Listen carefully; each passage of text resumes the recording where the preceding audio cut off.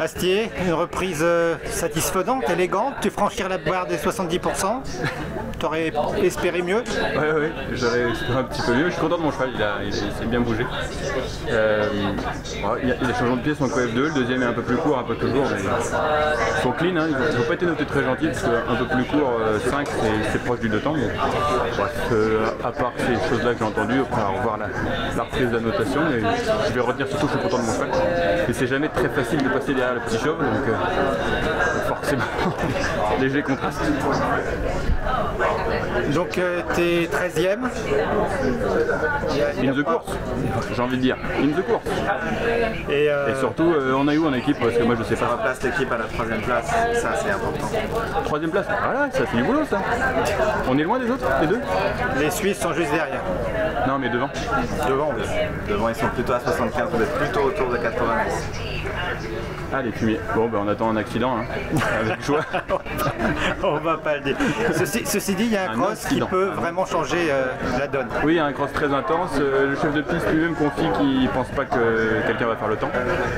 En plus, Rosaline Canter et ses 45 kg sont pas là, donc peut-être qu'il y aura effectivement personne qui le fera, peut-être qu'il y en aura quelques-uns, on verra. Et donc, si personne n'est dans le temps, la bonne chose, c'est que ça fait un différentiel payant. Si tu es une seconde plus que quelqu'un, tu lui prends 0,4 points. Quand on est plusieurs dans le temps, après on peut être vite, pas vite, ça sert à rien. Si personne n'est dans le temps, c'est assez cool de ce point de vue-là, pour les équipes en chasse. Donc ça veut dire tout droit partout parce que les options sont très longues. Alors non, il y en a des qui consomment très peu de temps. Il y en a deux qu'on a identifiés qui consomment quasiment rien, sortis du premier guet, enfin pas du premier guet, du premier passage de rivière, ouais. Et au Coffin. Donc on va faire une reco là tout à l'heure et on va finaliser ses choix. Donc Coffin plutôt version gauche du coup? Au Coffin? Ouais. Oui, ce serait, il y a que 10 mètres de plus et des sauts bien plus safe. C'était la tendance, hein. Après j'ai fait qu'une reco, non 2 recos. On va voir ce qu'il dit là tout à l'heure. Et surtout moi je serai 4e, donc on aura le temps de voir si la stratégie évolue.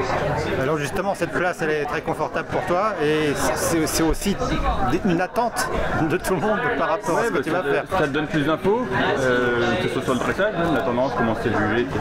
Sur le cross en tout particulier évidemment.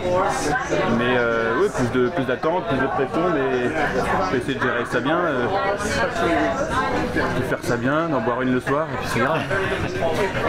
Quoi qu'il en soit, la météo va rendre normalement les choses agréables et offrir du beau sport à tout le monde, non? Qu'est-ce qui est annoncé demain? Quelques averses, mais légères. Il pleut à partir donc, de un peu midi. Plus de fraîcheur, c'est pas plus mal pour les chevaux, parce que ça va être très très intense. Et voilà, donc non, je crois que très bien. Le terrain, on peut difficilement faire mieux, c'est une pâte à modeler, hein, c'est de la gomme un petit peu. Un bon terrain en herbe comme ça vaut, c'est encore mieux qu'une carrière en sable de très haut de gamme, donc c'est du luxe. Il faut qu'on laisse la place. Merci Astier, Allez, à demain.